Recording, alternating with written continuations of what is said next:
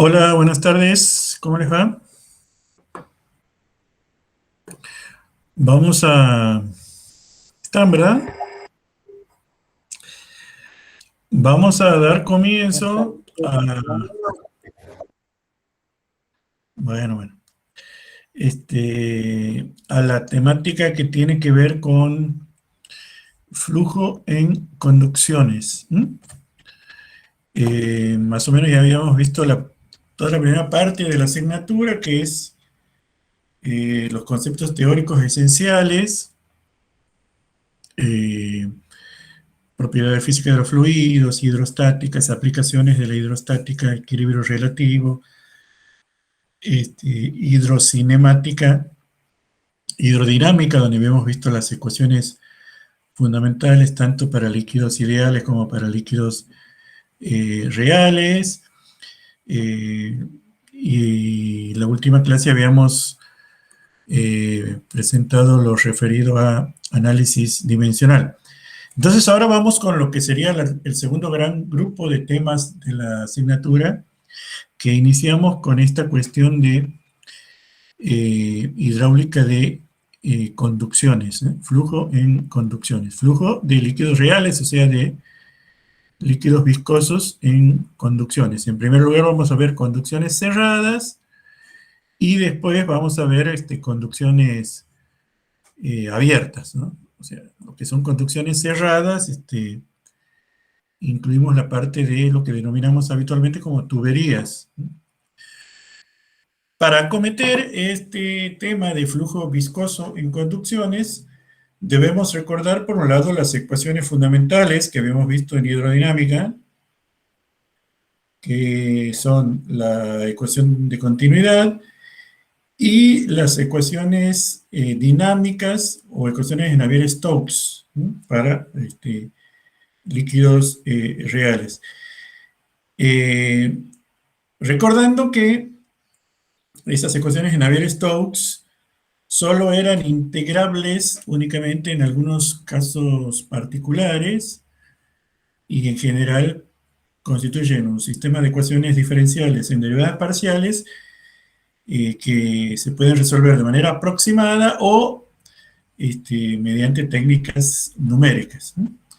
Por lo tanto, muchas veces se recurre a el estudio experimental de determinados procesos como para poder visualizar en un laboratorio el comportamiento de estos líquidos reales y de esa manera encontrar parámetros que sirvan para caracterizar ese movimiento. Uno de esos experimentos que marca un clásico en el estudio de los fluidos fue llevado a cabo a finales del siglo XIX por este investigador Osborne Reynolds, que construyó un dispositivo, un aparato está aquí esquematizado, para realizar unos experimentos en el laboratorio que le permitiera visualizar el comportamiento del flujo en tuberías. Este es un esquema conceptual de ese aparato que está extractado de los reportes de época. Aquí tenemos una fotografía del aparato que está exhibido en forma de un museo en Londres. Y aquí tenemos un esquema de cómo era ese aparato usado por Reynolds. Reynolds había observado, ¿verdad? Primero de una manera cualitativa, que el flujo se comportaba de manera diferenciada ante distintos valores de las variables de control. Por caso, algún indicador de la intensidad del flujo, léase la velocidad media del flujo dentro del conducto, a medida que este valor se incrementaba, el flujo empezaba a mostrar cambios en sus patrones de comportamiento. Y para poder identificar mejor esos cambios y esas características, construyó un aparato que es un segmento de tubería transparente para poder visualizar adentro qué es lo que ocurría, que es alimentado, ¿verdad?, desde un tanque que le proporciona una dada presión aquí al ingreso, que propicia el movimiento del fluido a lo largo de este conducto, y el caudal que escurre a través de este conducto es regulado mediante esta válvula que se encuentra al final del conducto aguas abajo y medido en un reservorio. Y para poder observar el desempeño del fluido dentro del conducto, lo que construyó Reynolds es un inyector de un colorante, una especie de tinta, que tenía su propio pequeño reservorio, sería esta parte oscura con su valvulita, con un inyector que lograba, ¿verdad?, introducir en el flujo un filamento coloreado, y como este tubo es transparente, se podía observar el desempeño de ese filamento colorado coloreado a medida que uno podía cambiar el caudal. Como el diámetro es constante, al cambiar el caudal está cambiando la velocidad media, ¿verdad? Entonces se empezó a observar, aquí hay unos esquemitas, que al principio ese filamento permanecía siguiendo más o menos el eje del movimiento principal del fluido a lo largo del conducto. Luego empezaba a presentar algunos indicios de inestabilidad y luego comenzaba, digamos, a entremezclarse ese colorante con el fluido, ocupando gran parte, si no la totalidad, de la sección transversal. Aquí tenemos un detalle más grande de lo que sería el dispositivo esencial de Reynolds en cuanto a su conceptualización, ¿no? Un depósito que alimenta una tubería, un transparente con un tramo de observación. Esa tubería tiene un diámetro D, ¿verdad? Mediante una válvula se controla el caudal Q que fluye a través de la tubería, y mediante este inyector se introduce un filamento coloreado que permite su visualización. Aquí hay una fotografía donde se puede ver, bueno, tenuemente ese filamento coloreado.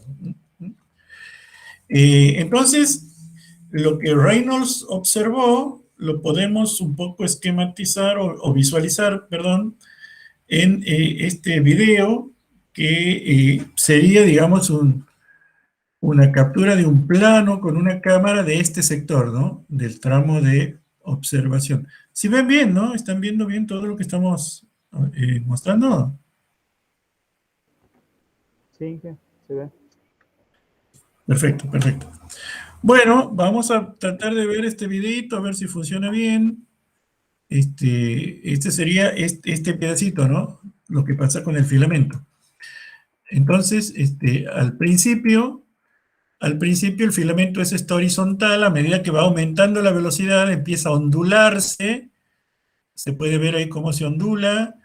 Esas ondulaciones empiezan a aumentar su amplitud, ¿verdad? Se va haciendo cada vez más inestable el flujo y comienza un proceso de mezcla, a medida que la velocidad va aumentando, expandiéndose esa mezcla prácticamente a la totalidad de la sección transversal, ¿no?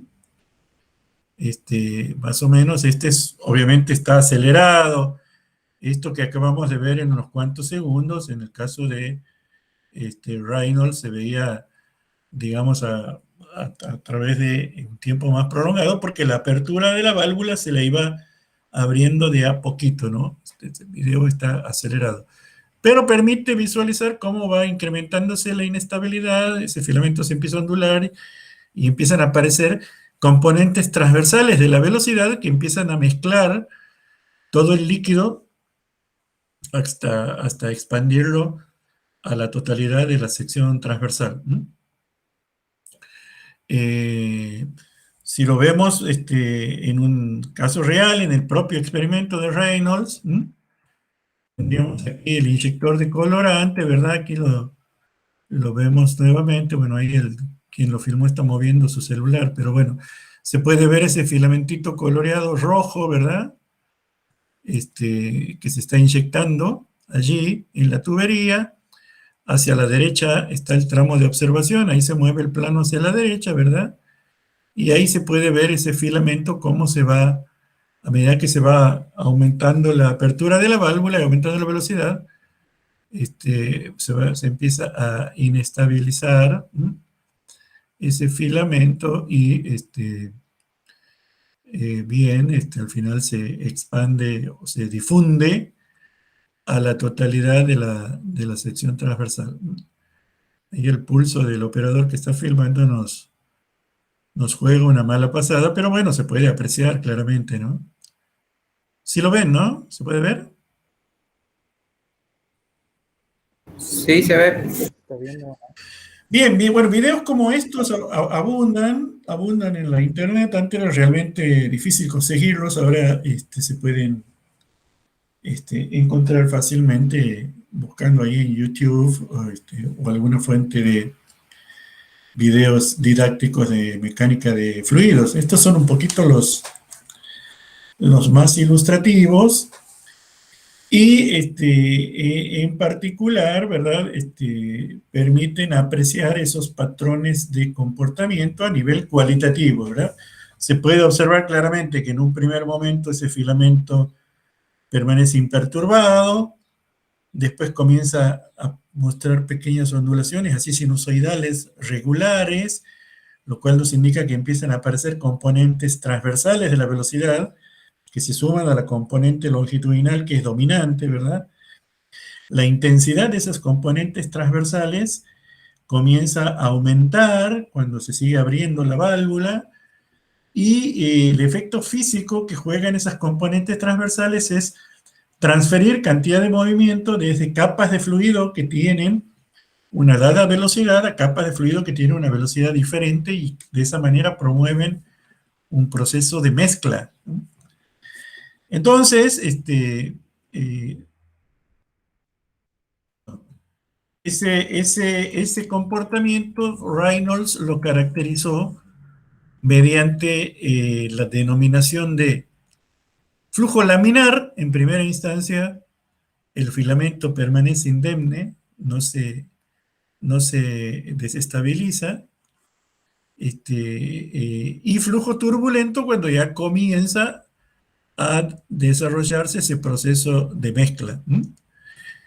Para poder incluso visualizar con una mayor grado de precisión ese comportamiento del flujo turbulento, lo que hizo Reynolds fue, digamos, aplicar en el laboratorio un artificio que sería luces estroboscópicas, ¿verdad?, que permitían un poco, bueno, ver la estructura de esos remolinos o torbellinos que se van generando con el flujo, ¿verdad?, y que van llevando cantidad de movimiento desde el centro hacia los laterales hasta llegar a las paredes mismas del conducto. Actualmente eso se puede ver con una serie de artificios, ¿no?, como trazadores, o con técnicas de videofilmación con cámaras de alta velocidad se puede visualizar mejor.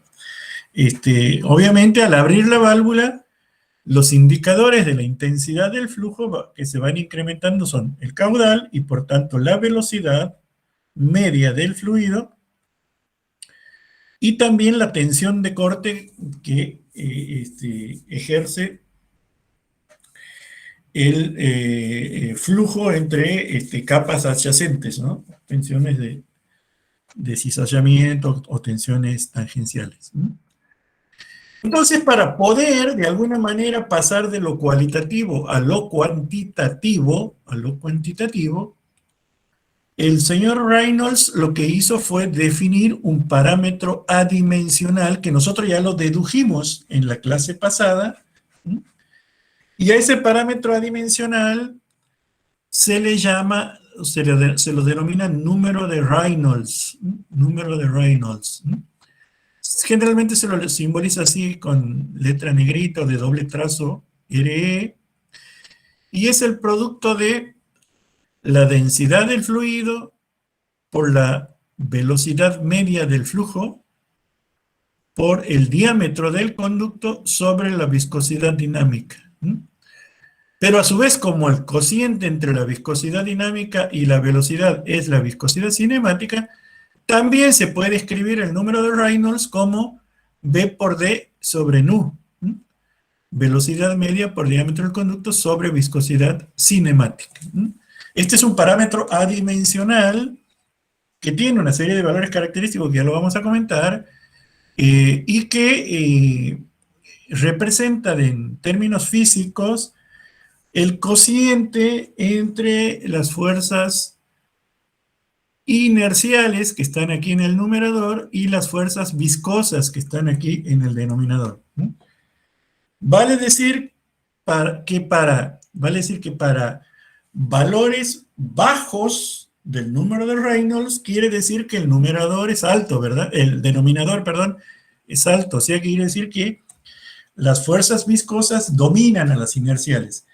Mientras que para valores altos, quiere decir que ocurre lo contrario. Las fuerzas inerciales dominan a las viscosas. Y en valores más o menos intermedios, la importancia relativa de ambas fuerzas de distinta naturaleza es más o menos comparable.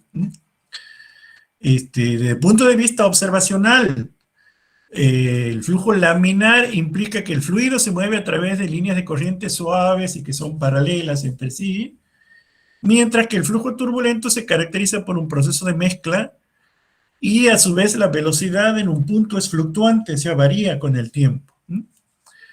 Hay algunos datos prácticos que se han podido corroborar a partir de observaciones en laboratorio. Por ejemplo, para un tubo de aproximadamente 2 pulgadas de diámetro, es decir, de 5 centímetros de diámetro, la transición a la turbulencia en agua a 16 grados Celsius en condiciones normales, más o menos comienza a presentarse en torno a valores de velocidad del orden de 0,6 metros sobre segundo.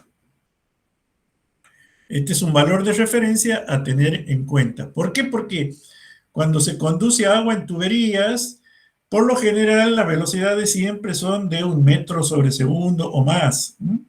Y por lo general siempre el flujo es turbulento. Otras cosas que pudo observar Reynolds fueron, que después las vamos a ver enseguida con más detalle, diferencias en las formas de los perfiles de velocidad. Para el caso de los flujos laminares, se encontró perfiles de velocidad que tienen esta forma con una curvatura acentuada, el valor máximo de la velocidad obviamente en el centro del tubo porque es el punto más alejado de las paredes, que son las que producen un esfuerzo friccional en el rozamiento de la masa de líquido en movimiento contra la rugosidad que ofrecen las paredes internas, ¿verdad? Y mientras en flujo turbulento, bueno, si bien es cierto el perfil es fluctuante, se puede trazar una media que tiene esta forma que justamente es curva, pero no es tan puntiaguda como en este caso, sino que rápidamente se hace cuasi uniforme en la región central del tubo en un porcentaje amplio del diámetro, y hay un gradiente fuerte de velocidades sobre los laterales. Entonces ahí tenemos el tipo de flujo turbulento. Y en cuanto a los valores numéricos del número de Reynolds que marcan un cambio de régimen, Reynolds encontró estos valores de referencia. Cuando el número de Reynolds se mantiene por debajo de 2000, el flujo es laminar. Y cuando el número de Reynolds se incrementa por encima de 4000, el flujo es turbulento, quedando un rango de entre 2000 y 4000 para una zona inestable que se denomina flujo de transición. Entonces, de aquí en más, nos vamos a quedar con esos valores de referencia. Cuando el número de Reynolds es menor de 2000, tenemos flujo laminar. Cuando el número de Reynolds es mayor a 4000, tenemos flujo turbulento. Y en el medio, una zona de transición. Esto es importante que nos grabemos. ¿Por qué? Porque se han realizado experimentos por parte de otros investigadores que han intentado replicar las condiciones bajo las cuales Reynolds hizo los experimentos y encontraron valores levemente diferentes, ¿no? existe un cierto consenso a nivel global de que estos valores 2000 y 4000 son valores más bien convencionales que se ha acordado como para establecer valores de referencia y que son muy sensibles a las condiciones experimentales para las cuales se realizan los ensayos, ¿no? Porque, bueno, el flujo es muy sensitivo, por ejemplo, a la presencia de vibraciones. Si uno está haciendo los experimentos en un laboratorio que está cercano a una zona de movimiento de vehículos, las vibraciones que transmiten esos vehículos que se mueven al subsuelo, ¿verdad? Generan perturbaciones en el fluido que pueden hacer presumir la aparición del flujo turbulento mucho antes de que cuando realmente acontece como consecuencia de la relación entre fuerzas inerciales y fuerzas viscosas, por ejemplo, ¿no? Cerca de una vía de ferrocarril, también, digamos, bueno, hay un sinnúmero de condiciones, ¿verdad? Entonces, estos valores los tomamos como referenciales, teniendo en cuenta que existe un cierto consenso en la literatura de tomarlos como tales, ¿no? 2000 y 4000. Otro aspecto que se pudo observar en los experimentos de Reynolds es que la relación entre las pérdidas de carga por fricción, que cuando estudiamos el teorema de Bernoulli ya lo habíamos definido, con la velocidad, mientras el flujo es laminar, esa relación es lineal, es decir, la pérdida de carga es directamente proporcional a la velocidad.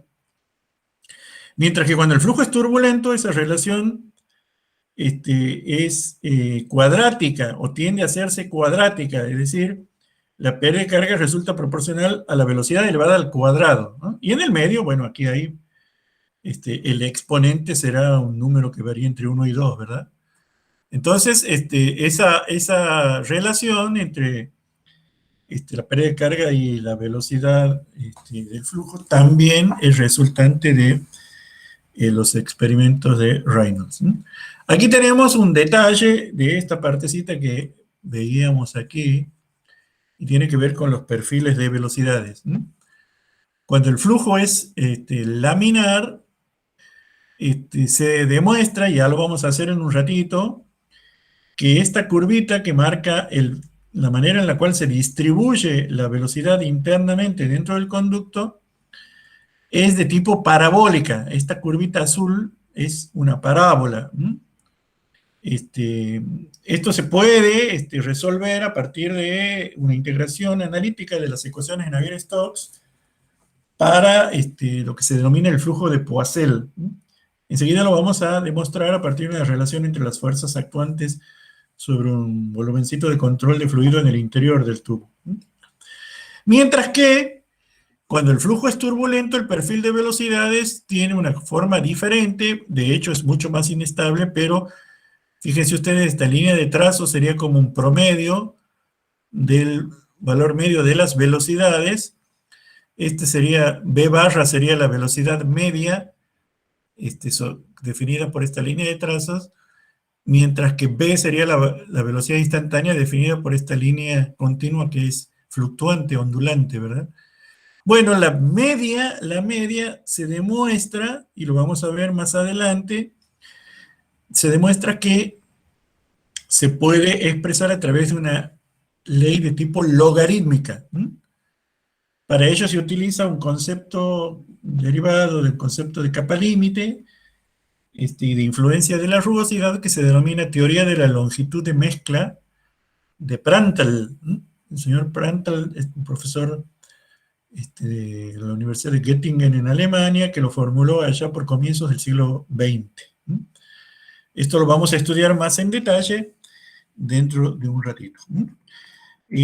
Bueno, yo les voy a mostrar ahora un videíto ilustrativo con una serie de ejemplos de la vida real que es un videíto extractado de internet, ¿no? Pero que es muy didáctico y muy ameno para ver. El video trata de una serie de ejemplos de la vida real expresados a través de una charla entre unos amigos, ¿verdad? Que uno prefiere el flujo laminar porque es más ordenado, capa por capa, mientras que el otro prefiere el flujo turbulento porque es más desordenado y le muestra a su amigo que en la naturaleza casi todas las cosas que demuestran movimiento de fluidos lo hacen bajo una condición de régimen turbulento. Entonces, bueno, el video es divertido, pero les pido prestar especial atención a algunos ejemplos que se muestran, algunos de la hidráulica, otros de las mecánicas de fluidos. Por ejemplo, esto se aplica mucho también para la aeronavegación, porque el flujo atmosférico es fuertemente turbulento. Pero bueno, les voy a mostrar este videito que sabía estar disponible en YouTube y ahora no he podido encontrar el enlace. Por suerte lo tenía descargado y se lo muestro desde mi computadora, ¿no? Si no, le daba el enlace de YouTube y lo podían ver. Así que vamos a mostrar este video, que lo tengo acá. Tiene sonido propio, así que yo voy a, en algún momento capaz que lo esté pausando para hacer algunos comentarios, pero mientras tanto pueden escuchar el sonido de que, digamos, en el que está el video. Lo voy a subir un poquito para que se escuche bien. Parte del video es patrocinado por Cotonel. ¿Escucharon bien? ¿Se escucha el sonido? Sí. Bien. Bueno, ahí le hace referencia, digamos, a una empresa comercial, ¿verdad? Que es el que estos youtubers generalmente hacen contratos con empresas comerciales para pasar videos, y en función del número de accesos que tenga ese video, bueno, le facturan centavitos a las empresas comerciales porque pasan por ahí algunos mensajes subliminales en favor de las empresas esas, ¿no? Pero lo importante es ver algunas cositas que están muy bien realizadas, con muy buena producción. Por eso es que lo elegí para mostrarse. Allá vamos. Es como una trampa para científicos. Sí, lo es. Si no, miren al comandante de la Estación Espacial, Chris Hadfield.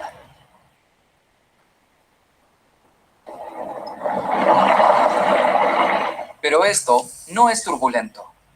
No, esto es en gran parte flujo laminar. ¿Alguien dijo flujo laminar? Por si no lo sabes, a Destin de Smarter Every Day le encanta el flujo laminar, donde todas las partículas del fluido se mueven paralelas entre sí en capas o láminas organizadas. ¡Miren eso! ¡Se formó una burbuja! Donde vivo, bajan la ventanilla de su automóvil cuando me ven y gritan: el flujo turbulento es lo mejor. ¡Wow! Eso me sucede aquí, en Huntsville. Sí. Este es mi argumento para ti, Destin. El flujo laminar es más fácil de amar. Ok. Pero el flujo turbulento, si haces el esfuerzo, es en realidad más genial. No, el flujo turbulento no es mejor que el laminar. Es genial, pero no es mejor que el flujo laminar. Debo decir que lo entiendo, lo comprendo a Destin. Me refiero a que el flujo laminar es bonito y se comporta bien, mientras que el flujo turbulento es un desastre, en más de un sentido. Es decir, ni siquiera hay una definición universal aceptada de flujo turbulento. Lo sabrás cuando lo veas. ¿Eso sucede con la turbulencia? Más o menos, sí. Entonces, en lugar de una definición formal, en este video vamos a construir una lista de verificación sobre el flujo turbulento para que lo identifiques cuando lo veas. Y la primera característica del flujo turbulento es que es impredecible. Así es, el flujo turbulento es desordenado, impredecible, literalmente caótico por definición. Es decir, que depende sensiblemente de las condiciones iniciales. Por eso, si algo cambiara en algún lugar del fluido, cambiaría completamente el estado final. Y eso significa que no puedes hacer predicciones con el fluido turbulento. Todo lo que puedes hacer es hablar estadísticamente. Aunque están las ecuaciones de Navier-Stokes, que están destinadas a gobernar todo el flujo de fluidos, incluidas las turbulencias, son muy difíciles de resolver. De hecho, existe un premio de $1 millón para quien pueda mostrar progreso en obtener conocimiento con estas ecuaciones para explicar la turbulencia. Por eso, sí, lo entiendo, la turbulencia es un desastre, el flujo laminar es fácil de amar, es como la reina del baile, mientras que el flujo turbulento es como un patito feo. Pero en este video quiero transformar ese patito feo en un hermoso cisne. Quiero que veas que si te esfuerzas, El amor que puedes tener por el flujo turbulento es mucho más profundo y rico que esa aventura casual que tienes con el flujo laminar. Estamos viendo el movimiento del aire en una habitación, que generalmente es turbulenta. En The Physics Girl mostraron una sección transversal de aire usando una máquina de niebla y una lámina láser. Una característica que define al flujo turbulento es que consiste en muchos remolinos de fluido que interactúan, también llamados torbellinos o vórtices. Estos torbellinos abarcan una gran variedad de tamaños. En el caso del aire en una habitación van desde la escala micrométrica hasta algunos metros de diámetro. ¿Puedes pensar en otro fenómeno físico que exhiba estructuras con ese rango de tamaños? Pero la turbulencia puede ser mucho más grande. La superficie del Sol es turbulenta a medida que el plasma caliente sube a la superficie en enormes corrientes de convección. Las estructuras aquí tienen aproximadamente el tamaño de Texas. Los remolinos turbulentos en Júpiter son aún más grandes. La Gran Mancha Roja es un vórtice más grande que la Tierra. El resto está cubierto con torbellinos de todos los tamaños, hasta los límites de nuestra capacidad de medirlos desde las naves espaciales. Incluso el polvo de estrellas está en movimiento turbulento. Hace que las fuentes de radio titilen, al igual que la turbulencia en nuestra atmósfera hace que las estrellas titilen. Un ejemplo sorprendente de este polvo turbulento es la nebulosa de Orión, con 24 años luz de diámetro. La turbulencia es cósmica, y eso contrasta con el flujo laminar, el cual tiene que ser pequeño. Esto se demostró con un experimento en 1883. Osborne Reynolds hizo pasar agua a través de una tubería de vidrio a diferentes velocidades, y para ver el flujo introdujo una corriente de tinta en el medio de la tubería. Descubrió que con tasas de flujo bajas, la tinta permanecía en una corriente constante, un flujo laminar, pero a medida que aumentaba la tasa de flujo, la tinta comenzó a oscilar hacia adelante y hacia atrás, y más allá del punto crítico, la tinta se difundió por completo a través de la tubería. Eso fue un flujo turbulento. Reynolds había observado otra característica esencial de la turbulencia. Es difusiva, lo que significa que mezcla las cosas. El flujo turbulento causa que las cosas se extiendan. No solo la tinta, sino también el calor o el momentum. Estos se distribuyen por todo el fluido. Reynolds descubrió que la... Bueno, lo que el señor este dice, el momento, es porque en México lo traducen así, a lo que es momentum en latín, que para nosotros es cantidad de movimiento, ¿no? Masa por velocidad, ¿no? Eso es una aclaración, sigamos. La transición hacia la turbulencia no solo dependía de la variedad de flujo, ya que era más fácil que ocurra en turbulencias más anchas y menos fácil con fluidos más viscosos, como la miel. Él calculó una magnitud adimensional, ahora llamada número de Reynolds, igual a la velocidad del fluido, multiplicado por la longitud característica, digamos el diámetro de la tubería, dividido por la viscosidad cinemática, que se puede pensar como la medida de su fricción interna.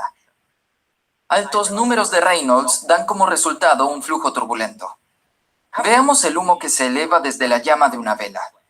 Al principio es laminar, pero los gases calientes se aceleran mientras suben y cuando el número de Reynolds aumenta demasiado, el humo se torna turbulento. Por lo tanto, el flujo laminar solo se produce con números bajos de Reynolds, es decir, que está limitado a bajas velocidades, tamaños pequeños o fluidos viscosos.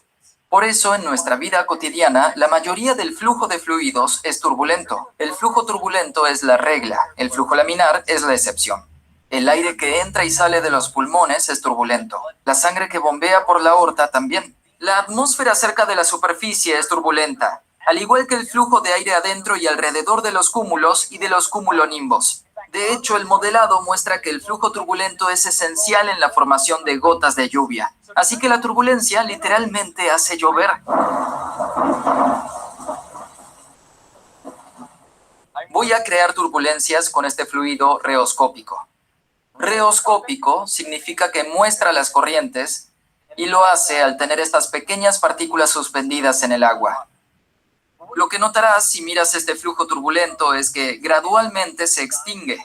Eso sucede porque otra característica de la turbulencia es que es disipativa. Es decir, toma energía en las escalas más grandes, en estos grandes torbellinos, y luego esa energía se transfiere a torbellinos cada vez más pequeños, hasta que en escalas más pequeñas esa energía se disipa en el fluido como calor, Y para mantener la turbulencia necesitas una fuente constante de energía, algo para seguir generando esos grandes torbellinos. Por eso solemos pensar en la turbulencia alrededor de los objetos que se mueven a través de fluidos, como aviones, automóviles o barcos. Así que quiero pensar en la interfaz entre un objeto y el fluido. Para eso, imagina un líquido que fluye sobre una superficie plana. Lejos de la superficie, el fluido no se ve afectado, se sigue moviendo con su velocidad de flujo libre. Pero justo en la superficie, debido a la fricción y la adhesión, las moléculas del fluido están efectivamente adheridas a la superficie. Su velocidad es cero. El fluido a su lado solo puede fluir lentamente debido a la fricción con esta capa estacionaria. Al aumentar la distancia desde la superficie, la velocidad de los fluidos aumenta desde cero hasta que alcanza la velocidad de flujo libre. Y esta región de ajuste de velocidad se conoce como capa límite. En este caso es una capa límite laminar. Para formar esta capa límite, la superficie aplica una fuerza al fluido. Eso significa que el fluido aplica una fuerza igual y opuesta, y es lo que se conoce como fricción de la superficie. Si la velocidad del fluido es bastante rápida o si la superficie es larga, la capa límite crecerá y finalmente pasará a la turbulencia. En una capa límite turbulenta, el fluido gira y se mezcla, lo que hace que el fluido que fluye más rápido se acerque a la superficie. Y esto hace aumentar la fricción de la superficie. Por eso las capas límite turbulentas dan como resultado un arrastre notablemente mayor que las laminares. Y las capas límite en los aviones y barcos grandes son en su mayoría turbulentas. La fricción de la superficie representa la mayor parte del arrastre que experimentan. Para empeorar las cosas, las capas límite laminares pueden convertirse en turbulentas por pequeños obstáculos o superficies rugosas. En la práctica, significa que las superficies lisas y limpias disminuyen mucho el arrastre y ahorran combustible. Si tu automóvil está muy sucio, el consumo de combustible será mayor a que si estuviera limpio. Esto lo descubrieron los cazadores de mitos cuando lo probaron. También explica por qué los aviones se lavan con frecuencia. Cuando pensamos en aviones, imagino que se construyen de la manera más suave posible. Recuerdo la escena en El Aviador donde Leo pide que todos los remaches se limen al ras. Y como podemos ver en este avión, todos los tornillos se meten dentro del ala, de modo que sea lo más suave posible. Pero luego miras por aquí y tienen estas crestas que sobresalen del avión y parecen no tener sentido. Es decir, ¿por qué agregarías aspereza a la superficie del ala? La respuesta es para inducir turbulencias en el flujo de aire sobre el ala. Al navegar en vuelo nivelado, el aire sigue suavemente la curva del ala, pero a baja velocidad o con ángulos de ataque muy altos, el flujo de aire puede separarse, como si no tuviera suficiente energía para seguir la curva del ala. Esta condición es conocida como entrada en pérdida, que reduce drásticamente la elevación. Aquí puedes ver el flujo de aire con cuerdas pegadas al ala. Y a medida que el avión desacelera, el flujo se separa y las cuerdas se vuelven locas. Este avión ha entrado en pérdida. La forma de retrasar la separación del flujo y la pérdida es agregando pequeñas aletas en el ala llamadas generadores de vórtices. Los generadores de vórtices causan turbulencias que mezclan el flujo de aire más rápido de arriba con el de abajo más cerca de la superficie. Y así el flujo se energiza a medida que fluye sobre el ala y al tener mayor energía puede seguir la superficie del ala por más tiempo, lo que significa que el flujo de aire permanece unido. Y si tienes el flujo de aire conectado sobre el ala, entonces puedes mantener el ascenso. Así que en el caso de los aviones, realmente necesitas turbulencia e induces más turbulencia en el ala para volar de manera eficiente y efectiva y poder lograr ángulos de ataque más altos. Un principio similar funciona con las pelotas de golf. Los escoceses notaron la turbulencia de la manera más difícil porque comenzaron a jugar con una bola de golf muy suave que no volaba tan lejos como lo hacían una vez que tenían abolladuras o estaban sucias.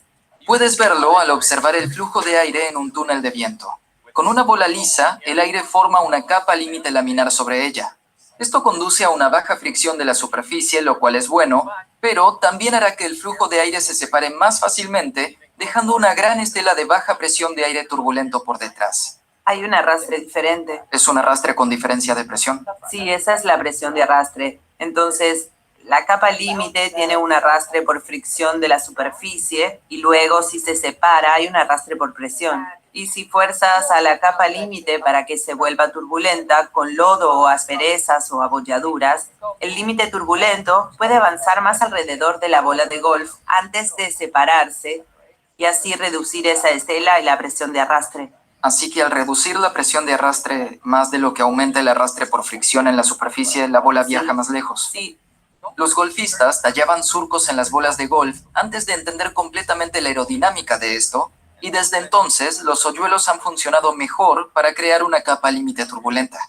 los hoyuelos son poco profundos comparados con el diámetro de la bola de golf, pero tienen un gran efecto. ¿De qué tipo de efecto hablamos? Al observar el arrastre o lo que llamamos el coeficiente de arrastre, se ve una gran caída. Es casi un factor de 2 cuando la capa límite se vuelve turbulenta. Por lo que tener una capa límite turbulenta reduce el tamaño de la estela turbulenta.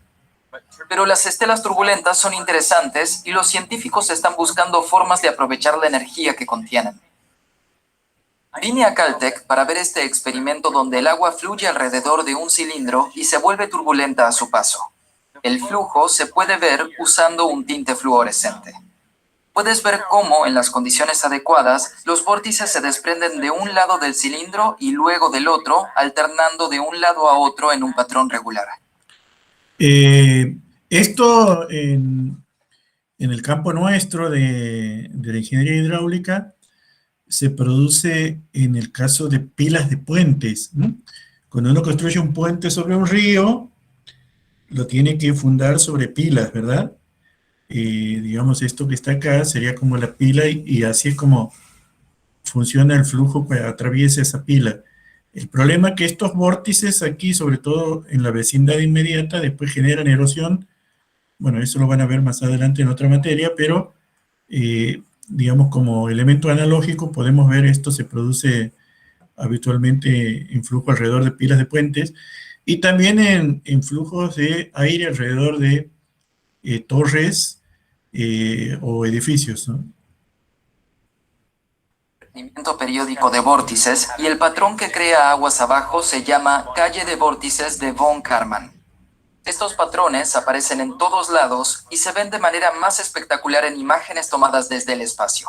A esta escala, una isla actúa como el obstáculo que crea el desprendimiento periódico de vórtices, y la calle de vórtices se hace visible por los patrones en las nubes. Estos patrones incluso se pueden ver desde el nivel del suelo. Obviamente este fenómeno no es estrictamente turbulento porque sigue un patrón predecible, pero es parte de la transición a la turbulencia. Y los científicos están buscando formas de aprovechar la energía en estas estructuras de vórtice. Un experimento demostró que si pones un pez muerto en la estela de un objeto, en realidad nadará río arriba. Esto sugiere que los peces pueden aprovechar el agua turbulenta para nadar de manera más eficiente. Es solo una forma en que los animales se adaptaron para vivir en un mundo turbulento. Para resumir, la turbulencia está en todas partes, dentro y fuera de ti, desde las escalas más pequeñas hasta las estructuras más grandes del universo. Y es útil para volar aviones, formar gotas de lluvia, hacer que las bolas de golf vuelen aún más y ayudar a los peces vivos o muertos a nadar contra la corriente. En cambio, el flujo laminar es pequeño, superficial, es un juguete. Por eso su uso más notable es en fuentes decorativas. Apela a tu deseo de orden, pero el mundo, como la turbulencia, es desordenado. Por eso, personalmente, prefiero la riqueza y la imprevisibilidad del flujo turbulento. No, pero el flujo turbulento también tiene su lugar. De hecho, estoy estudiando el flujo turbulento para mi educación. Estoy estudiando el flujo turbulento en las toberas de los cohetes. Estás engañando a los flujos laminares, eso haces. No, sí. Sí, tal vez. No lo sé. Pero no me harás decir que el flujo turbulento no es genial ni hermoso. No me harás decir eso. Así que te lo diré. Estoy de acuerdo contigo. El flujo turbulento es genial. Estoy de acuerdo. Ok, muy bien. Pero no es tan genial como el flujo laminar. Seamos honestos. Hey, solo quería decirles que este video fue filmado antes de la pandemia por COVID-19 y antes de que tengamos que quedarnos en casa. Parte del video fue auspiciado por las toallitas húmedas desechables Cotonel y desde el COVID-19 han estado trabajando las 24 horas para volver a tener disponibilidad. Y cuando filmé este video hice un pequeño experimento con las toallitas para descubrir si funcionan. Así que veámoslo. Aquí tengo una toallita húmeda para bebé, una toalla de papel y una toallita desechable Cotonel. Y voy a sumergir las tres en la pecera durante 30 minutos y luego probaré cuán fuertes son. Las toallitas húmedas se volvieron realmente importantes para mí hace un par de años cuando la alcantarilla principal de mi edificio se atoró en mi condominio e inundó toda la planta baja. Y la razón fue que mi vecino estaba tirando toallitas húmedas por el inodoro y eso bloqueó todo el sistema. Fue bastante horrible, pero de hecho, esto es lo que la gente hace.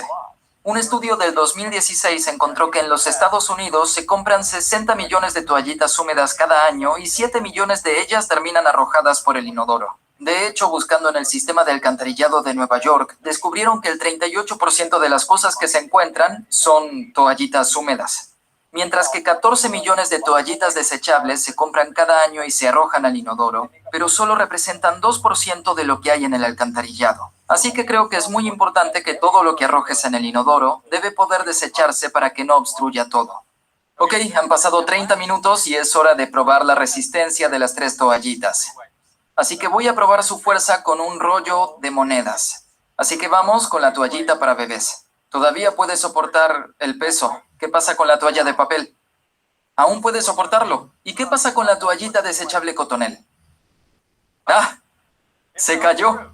Así que esto hace que la toallita desechable Cotonel se pueda descartar. Inmediatamente comienza a descomponerse al mojarse. Así que deberías comprar estas toallitas desechables y probarlas por ti mismo. Quiero agradecer a Cotonel por patrocinar este video y a ti por mirar. Bueno, como verán, estos tíos hacen estos videos y le pagan las empresas, pero en el caso particular de estaba bastante bien logrado, digamos, por los ejemplos que pone, está muy bien producido y demás, ¿viste? La animación del propio artículo de Reynolds está realmente como para robárselo. Así que, una sí, pregunta. sí. Ellos también una vez lo he visto que han hecho un video de lo que es la fluidización de la arena, que se comporta como un fluido.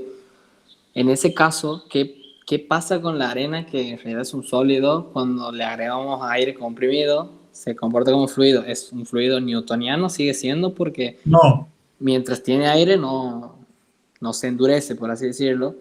¿Y qué propiedades cambian cuando se le agrega el aire en la arena? no. En realidad se comporta como otro tipo de fluido y en realidad no es un fluido, digamos. Tiene un movimiento gravitatorio o inducido por alguna presión externa, ¿no? Se usa mucho en la industria metalúrgica para limpiar superficies oxidadas, ¿no? O sea, bombeando arena y insuflándole aire comprimido, las partículas de arena impactan sobre la superficie oxidada y promueven la remoción de esas cáscaras de pinturas y óxido que tiene. Lo que siempre necesitan un fluido como motor, ¿no? Sea agua o sea aire. Entonces estamos hablando de un fluido que es agua o aire hiperconcentrado con partículas sólidas que serían de arena, ¿no? O sea, que a su vez tienen una serie de tensiones de corte y tensiones dispersivas porque parte de la energía la gastan en poner en movimiento esa arena e impulsarlas a una velocidad de acuerdo a una fuente externa de energía, que puede ser una energía potencial, digamos, por gravedad, o con una bomba meterle un flujo de alta velocidad, sea de agua o de aire, ¿no? Pero sería bueno mirarlo al video, no lo he visto, no sé a qué caso particular se hace referencia, pero En este caso, la arena no es el fluido, sino el fluido es el aire o el agua hiperconcentrado, es una concentración de sólido, digamos. Hay tantas partes por millón de granitos de arena dentro de un volumen de aire o de un volumen de agua. De eso se trata, ¿no? Ah, Este, bien, bien. pero bueno, estas cosas son interesantes y justamente durante estos 2 últimos años se han publicado muchos de estos videos. Este es un video nuevo, se publicó el año pasado, justamente.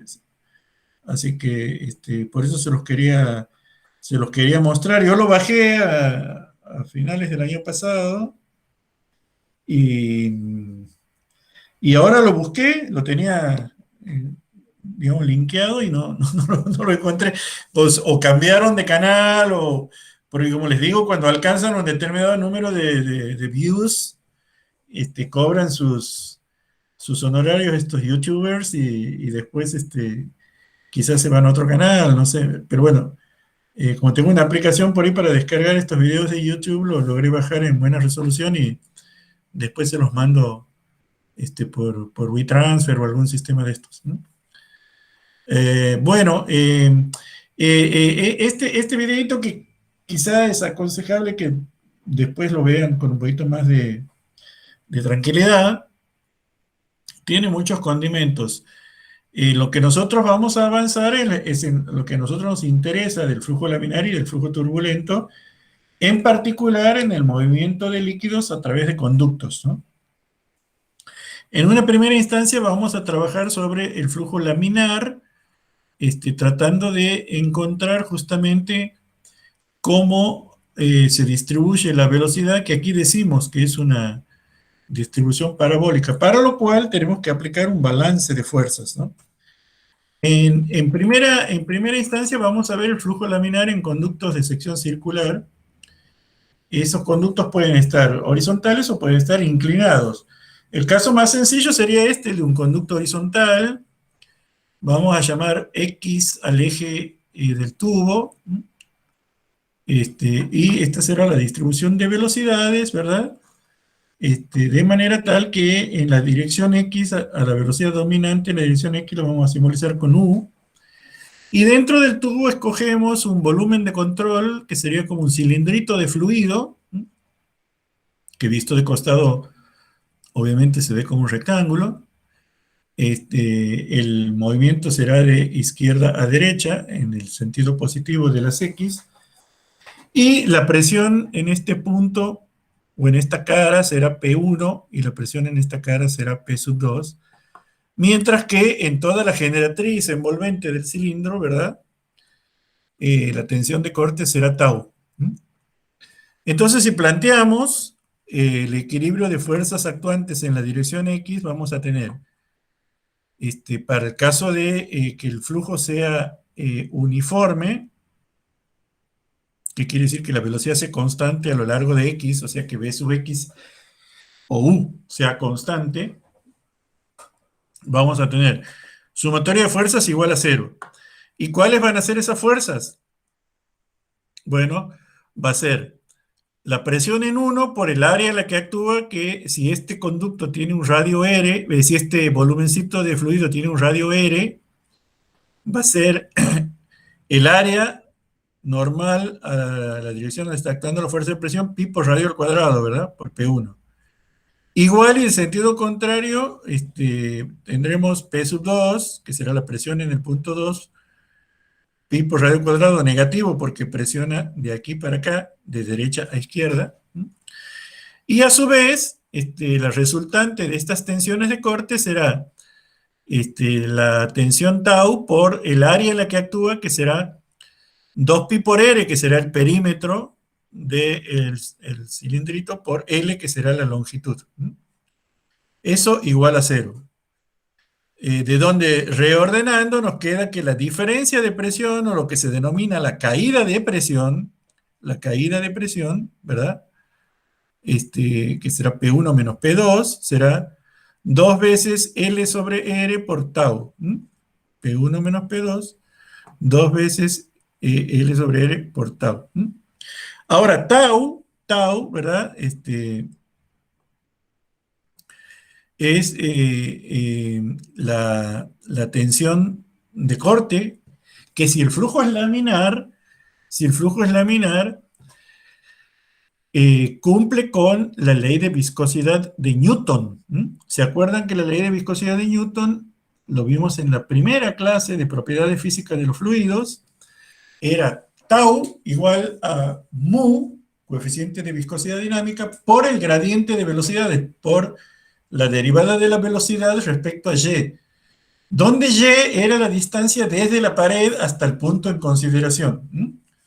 Si nosotros denominamos, por ejemplo, en este punto, que tengo aquí el mouse, si denominamos y a la distancia de aquí hasta aquí, R va a ser la distancia de aquí hasta aquí, desde el eje hasta este punto, y R va a ser complementaria a Y respecto del radio del tubo, ¿verdad? ¿Qué quiero decir? Que en cualquier punto, R más Y es igual a D sobre 2, siendo D el diámetro del tubo. Si tomamos la derivada, nos queda que la diferencial de Y es menos la diferencial de R, ¿verdad? Por eso podemos reescribir la ley de Newton como menos mu por du a dr. Reemplazando acá, reemplazando tau por eso, menos mu por du a dr, tenemos esta expresión que nos queda acá, de donde podemos despejar o separar variables. Diferencial de u, ¿verdad? Diferencial de u va a ser menos, ¿verdad?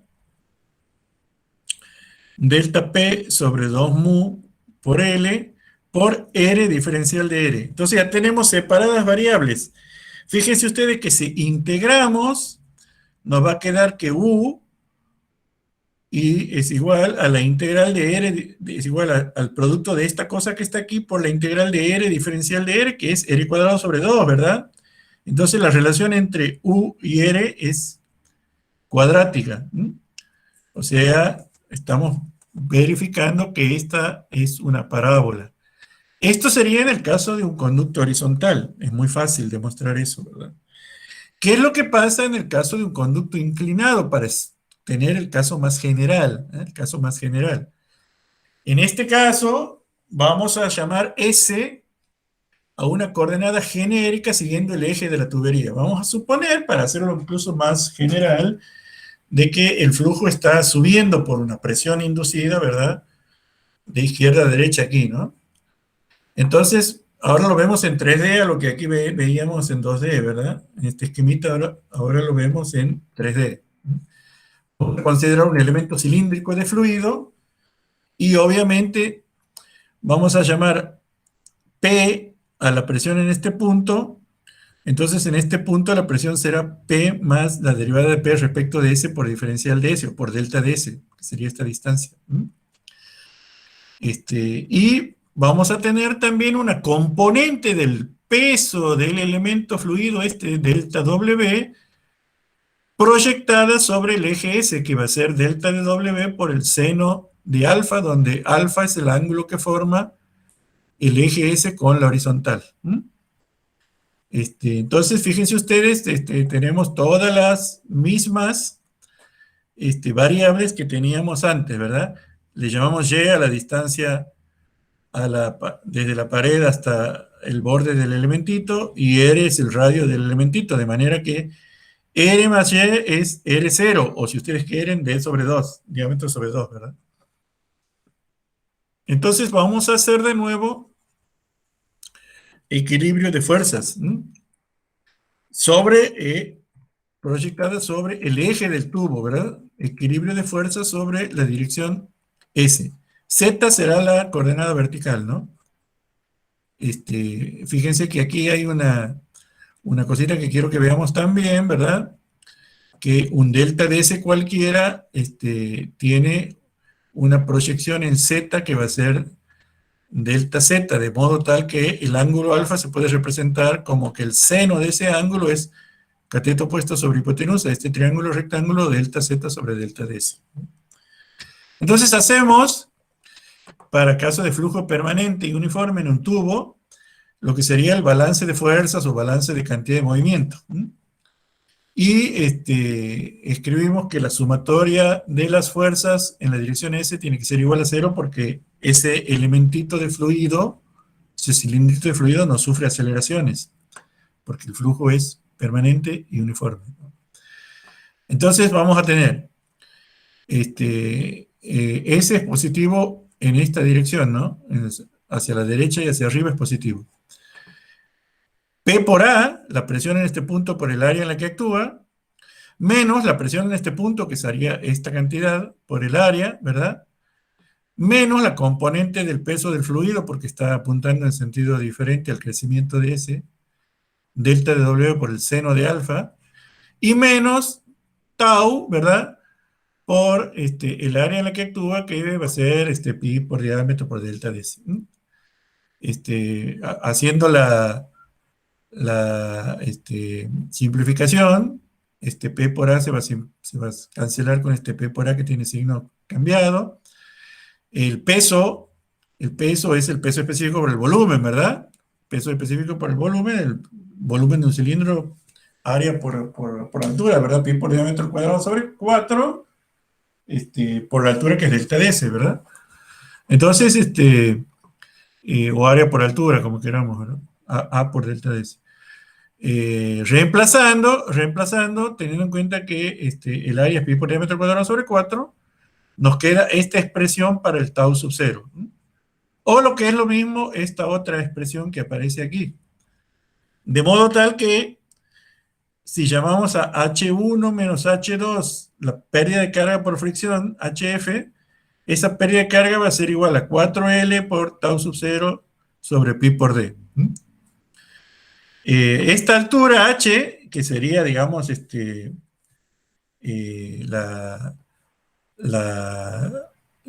pérdida de carga resulta constante a través de la sección transversal, ¿verdad? Porque es una carga hidrostática. Y por lo tanto, en el sentido de S, ¿verdad? La diferencia del cociente incremental de H a ds es cambiado de signo, va a ser mayor que 0.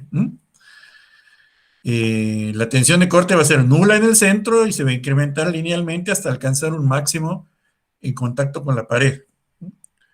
Reemplazando este valor por la ley de Newton, ¿verdad?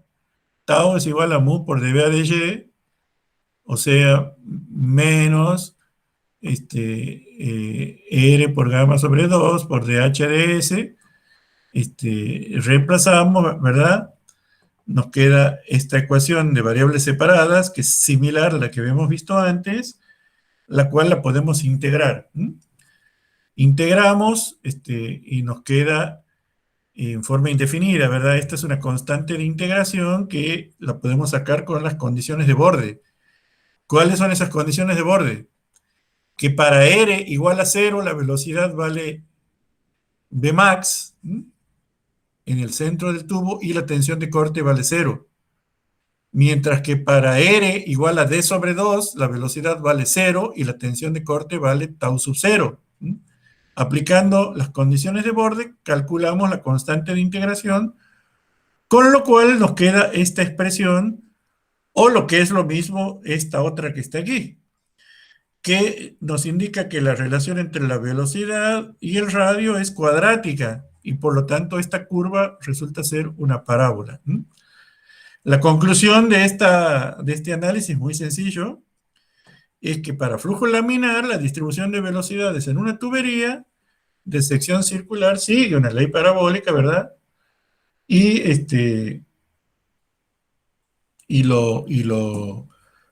se demuestra a través de este análisis elemental de equilibrio de fuerzas.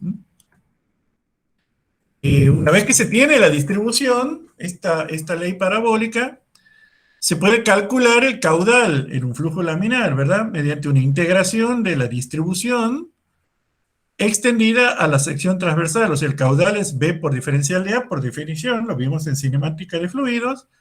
O sea, la integral entre 0 y R sub 0, desde el eje del tubo hasta cubrir todo el radio del mismo, de la distribución de esta cantidad, ¿verdad?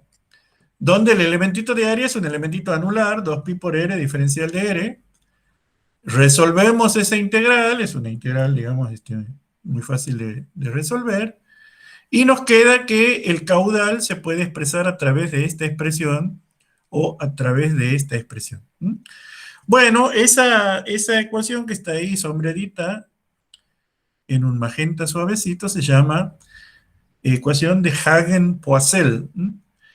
En reconocimiento a estos dos señores, este señor Hagen de origen alemán y este señor Poiseuille de origen francés, que fueron quienes estudiaron por primera vez a esta cuestión de flujo laminar en tuberías y encontraron en forma más o menos similar. No quiere decir que estudiaron en forma conjunta. En aquella época, bueno, se estudiaba en cada grupo de investigación y como no había el nivel de comunicación que tenemos actualmente, se publicaban los resultados con mucho diferimiento, ¿verdad?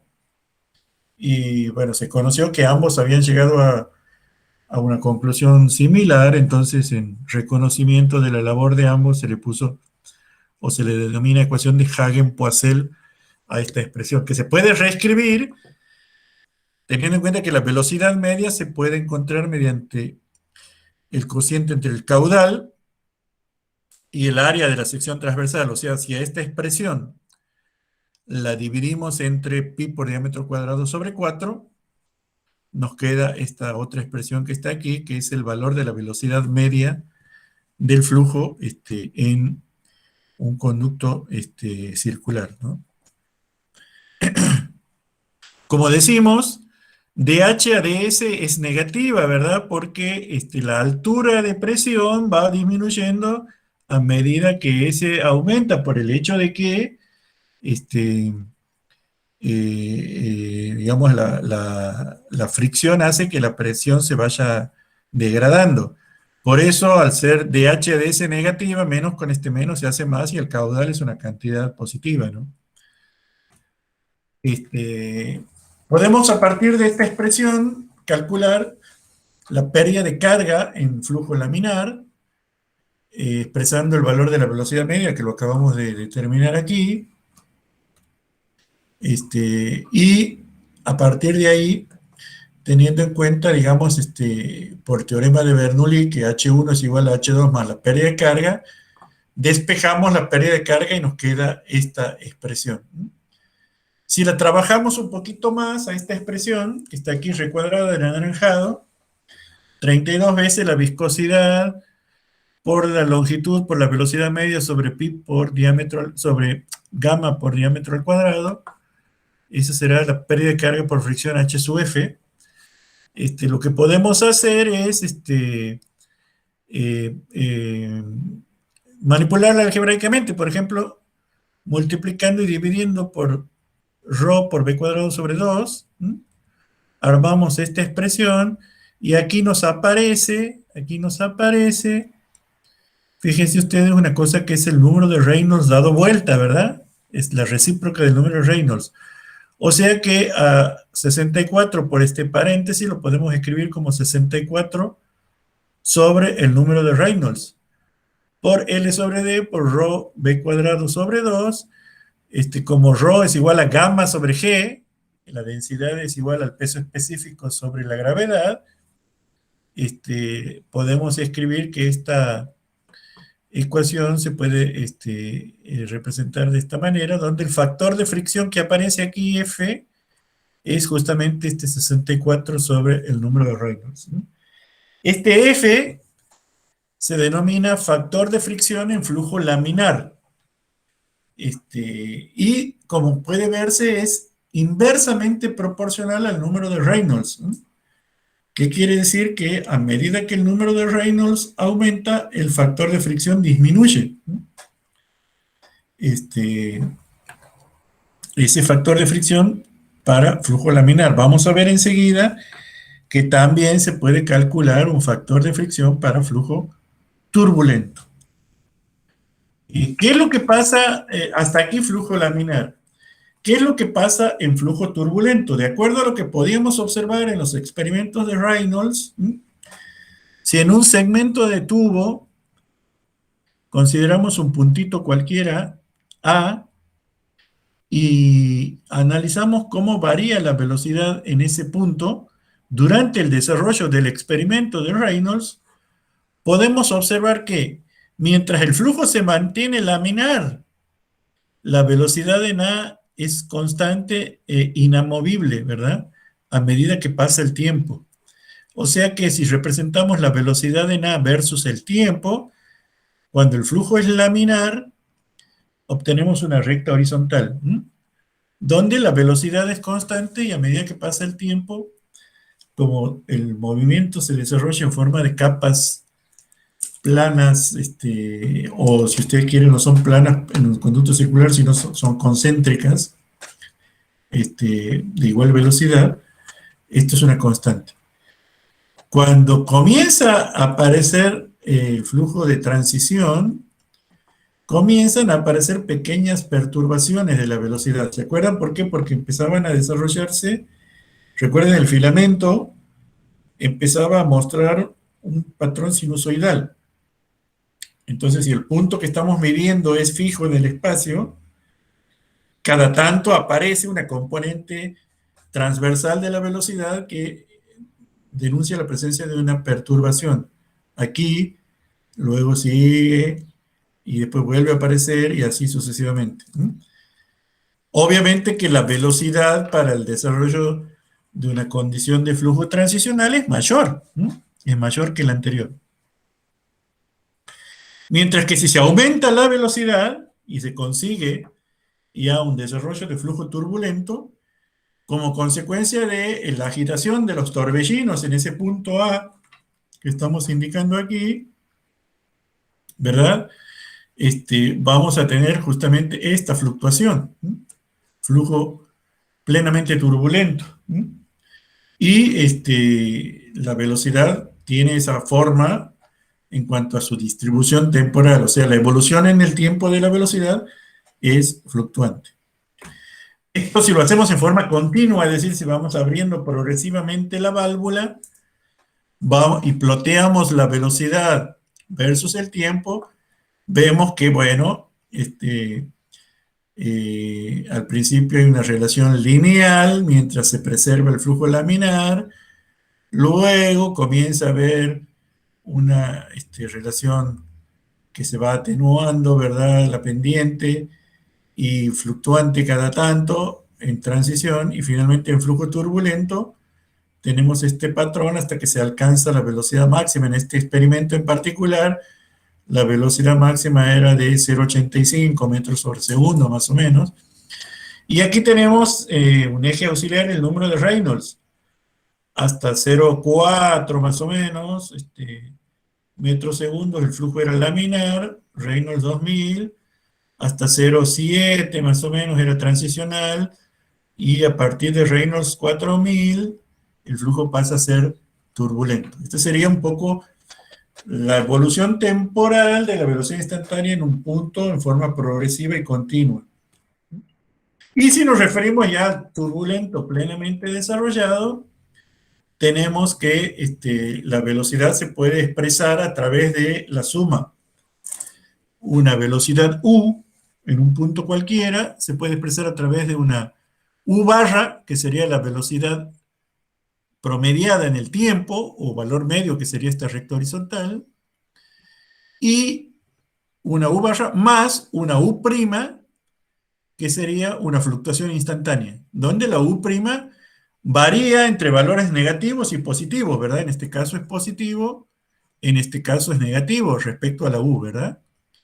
Entonces, la velocidad a través del tiempo U de t sería U barra, que es constante, más U prima, que es variable y que puede ser positiva o negativa alternativamente. Por lo tanto, para poder capturar el valor de la velocidad media, tenemos que extender la medición en el tiempo una cantidad significativa, ¿no? O sea, t mayúscula, que será t sub 0 más t menos t sub 0, que sería el tiempo de muestreo de la velocidad, tiene que ser lo suficientemente extendido en el tiempo para poder tener una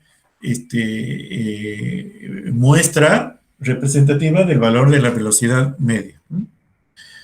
¿Qué es lo que pasa con los perfiles de velocidades en un punto más cerca del contorno, que sería aquí, y más lejos del contorno, que sería aquí. En el caso A, tenemos que en el caso de flujo laminar,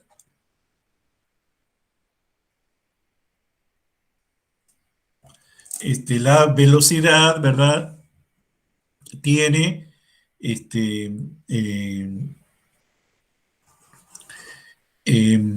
valores únicamente en el sentido dominante del flujo, ¿verdad? Y la tensión de corte se genera únicamente por la acción molecular intrínseca de la propiedad del fluido, que es la viscosidad dinámica, ¿verdad? Que es una propiedad intrínseca del fluido, ¿verdad? Mientras que en el caso del flujo turbulento hay, como se veía en el video recién, torbellinos de distinta escala, ¿verdad? Que son tridimensionales, algunos más grandes, otros más chiquitos. Algunos pueden llegar casi a tener un orden de magnitud cercana al diámetro del conducto o al radio del conducto, mientras que hay otros chiquititos, ¿verdad? Que cada vez se hacen más pequeñitos hasta llegar prácticamente a un nivel microscópico cercano, digamos, a lo que sería ya la disipación molecular en flujo turbulento.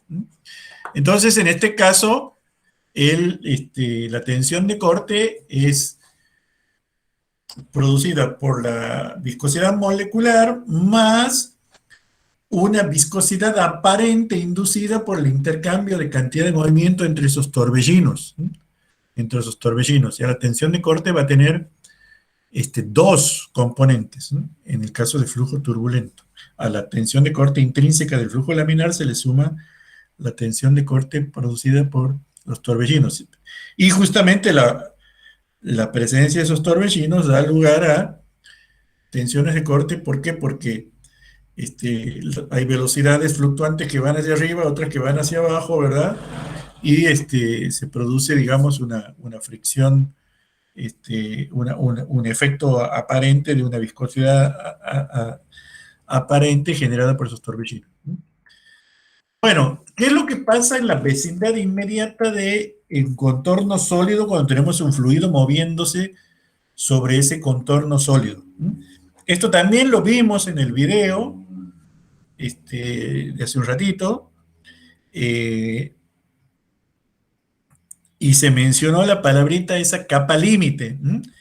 Hay una condición, ¿verdad?, de no desplazamiento impuesta justo en la interfaz de contacto entre la masa fluida y ese contorno sólido fijo, que sería la pared interna de la tubería o el fondo de un canal, por ejemplo, ¿verdad? Hay una condición de no desplazamiento, o sea que la velocidad ahí tiene que ser cero, pero a medida que nos alejamos de esa pared, la velocidad comienza a aumentar. Primero adquiere valores pequeñitos, después valores más grandes, hasta que adquiere valores bien importantes lejos de la pared, ¿verdad? Bueno, hay un fenómeno que se denomina capa límite, y como les comentaba, fue introducida por el profesor Prandtl, este señor, a comienzos del siglo XX, más o menos en 1904, ¿verdad? Introdujo ese concepto. Hay un artículo relativamente reciente, bueno, de hace unos 15 años atrás, publicado aquí en Physics Today, en donde está un poco comentario de cuáles fueron los fundamentos que lo llevaron a Prandtl a formular esta teoría, este concepto de una capa imaginaria. Imaginemos que tenemos un flujo libre,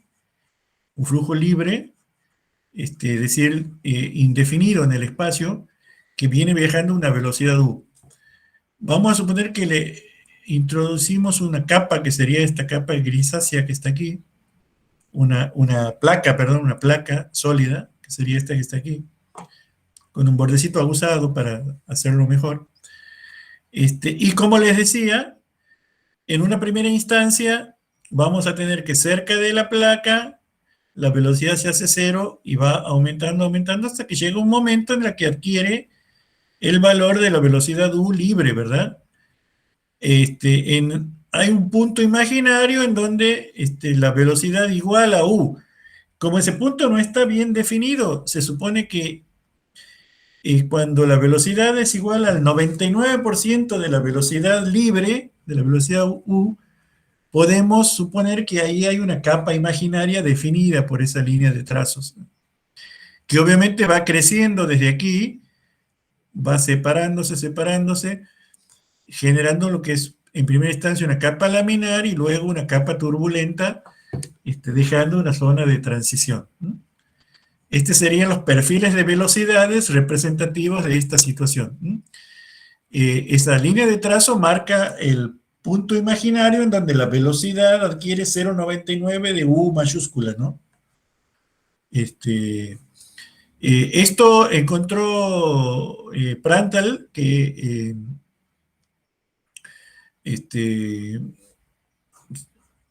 para la explicación básica sirve una placa plana, pero en el estudio, digamos, de perfiles alares, como sería que también vimos en el video, perfil transversal de un ala de un avión, por ejemplo, se producen estas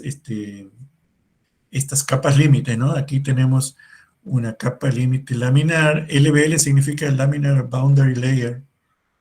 Hay una zona de transición y pasa una capa límite turbulenta por arriba y por debajo lo mismo, ¿no? Y aquí tenemos unos puntos de separación en donde se produce una estela viscosa alrededor de esta placa. Esto está explicadito en el video. A nosotros nos interesa cómo es el tema en las tuberías, ¿no? Un poco como para resumir el concepto de capa límite, lo pasamos en limpio acá. Al principio tenemos una capa límite laminar, una zona de transición y una capa límite turbulenta, donde la turbulencia está caracterizada ya por la presencia de estos torbellinos o estos vórtices, ¿no?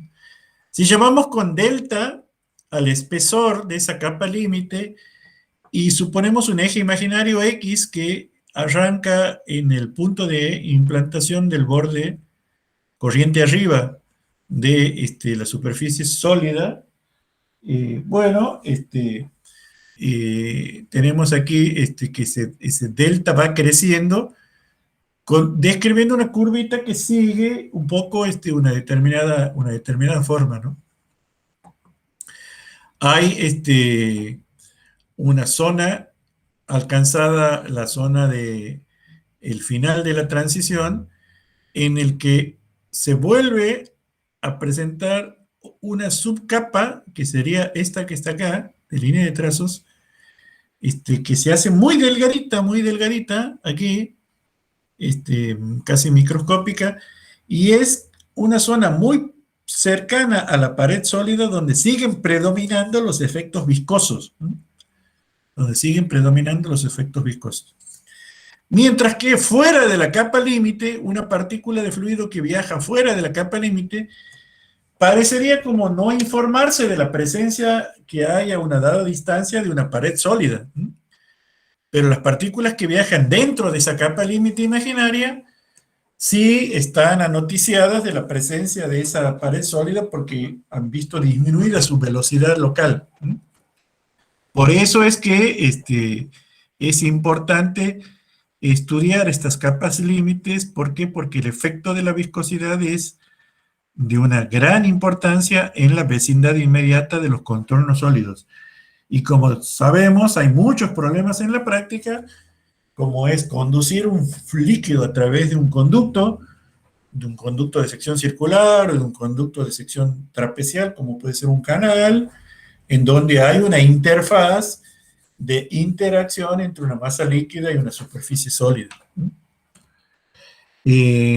Obviamente no está clara la región en donde la capa límite deja de ser laminar y pasa a ser turbulenta. Por eso es importante tener en cuenta un gráfico como donde tenemos en amarillo capa límite laminar y en rojo capa límite turbulenta. O sea, hay una gran zona de transición aquí, que sería esta región B, donde, fíjense, empieza a adquirir tono de anaranjado hasta que se vuelve rojo, ¿verdad? Es una zona de transición. Y estos son los respectivos perfiles de velocidad en cada una de las regiones. en una sección dentro de la zona A, capa límite laminar.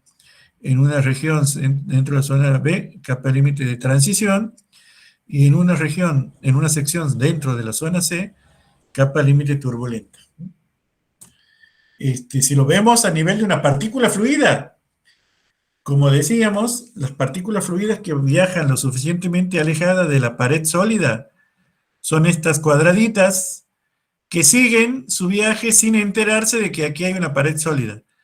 Pero las que viajan cerca de la pared sólida, es decir, dentro de delta, dentro de la capa límite, bueno, comienzan a deformarse como consecuencia de la acción de los efectos viscosos, tensiones de corte, ¿verdad? Que a estas partículas cuadraditas la transforman primero en un paralelogramo que se va elongando más, después comienza a girar y se deforma completamente y adquiere una forma cualquiera por efecto de la mezcla que se genera cuando es turbulenta. Fíjense, una partícula cuadradita fuera de la capa límite sigue cuadradita indefinidamente.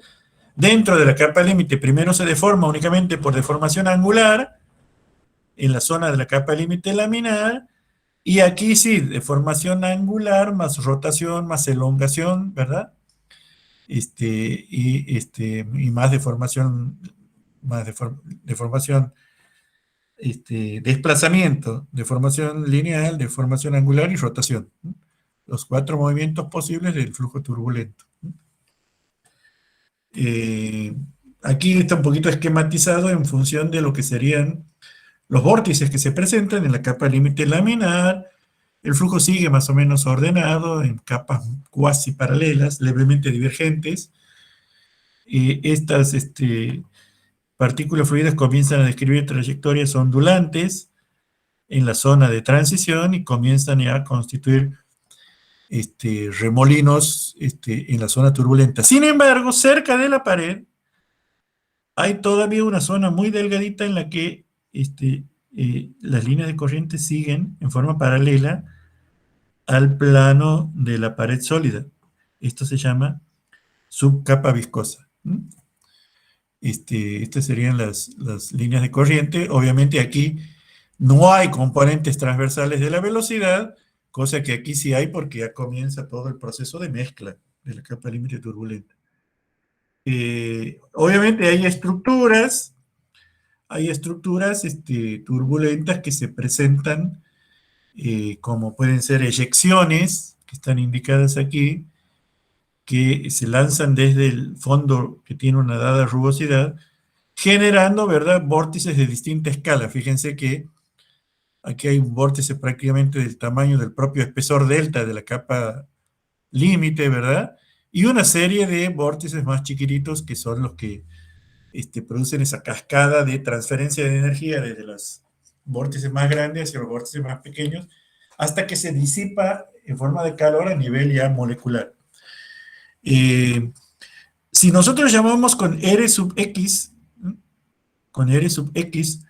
a un número de Reynolds definido por B multiplicado por X, que sería la distancia desde este punto en adelante, sobre nu, sobre la viscosidad cinemática, bueno, para valores de este número de Reynolds Rx de 10 a la quinta hasta 10 a la quinta y por debajo de ese valor tenemos capa límite laminar.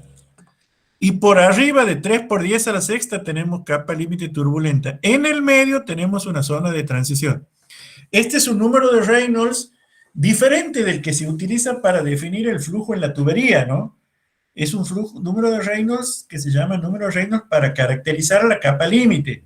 Es decir, la longitud característica que se usa es X. No es el diámetro, sino es X, que es la distancia desde este punto en adelante.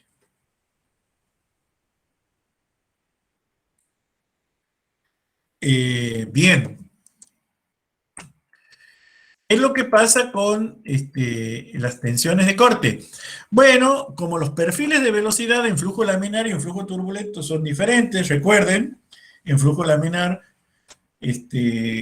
acabamos de demostrar que son parabólicos y en flujo de turbulento todavía no lo demostramos, pero ya dijimos que sabemos que son logarítmicos. estos perfiles de velocidades se van deformando, ¿verdad? A medida que evoluciona la capa límite en su espesor. En el caso de una capa límite laminar, al ir aumentando el espesor de la misma delta, al ir aumentando, ¿verdad? Tenemos que la parábola que define el perfil de velocidades dentro de la capa límite se va deformando, ¿verdad? Y obviamente la tensión de corte va disminuyendo porque la tensión de corte es mu por el gradiente de velocidades aquí. Fíjense que en este caso el gradiente de velocidades es mayor que aquí, y es mayor que aquí, por eso, como tau sub 0 es mu por el gradiente de velocidades, tau sub 0 va disminuyendo a medida que el espesor de la capa límite va aumentando. Esto es importante porque en un punto lejano del inicio, por ejemplo, aquí puede ser la entrada desde un reservorio hacia una tubería, evoluciona la capa límite, ¿verdad? Y la tensión de corte va disminuyendo. Entonces, existen algunas relaciones que se pueden determinar, no es objeto de este curso ahondar en este detalle, sino se los muestro ya como un hecho consumado. Existen algunas relaciones que sirven para caracterizar la capa límite laminar y la capa límite turbulenta, o sea, este sector y este sector en particular, donde, como decimos, este valor crítico de X se determina, ¿verdad?, cuando el número de Reynolds, calculado como B por X sobre nu, adquiere un valor de 10 a la quinta. Este sería, así se sacaría el valor de X crítico. Por arriba de esto es transición, y una vez arriba de 3 por 10 a la sexta, que sería aquí el número de Reynolds, es capa límite turbulenta. En ese caso, ¿verdad?, y la escala de longitud que realmente va controlando digamos, la transición a la turbulencia es el espesor delta de la capa límite, que aquí comienza a oscilar en la parte de transición y aquí sigue creciendo hasta que se estabiliza en la zona turbulenta.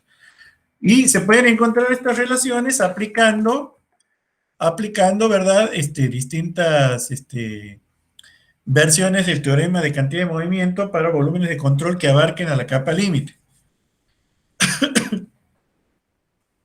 En particular, se puede demostrar que la ecuación de esta curvita, ¿verdad?, es que delta sobre X, que sería el cociente entre un Reynolds formado por el espesor de la capa límite como longitud característica y otro formado por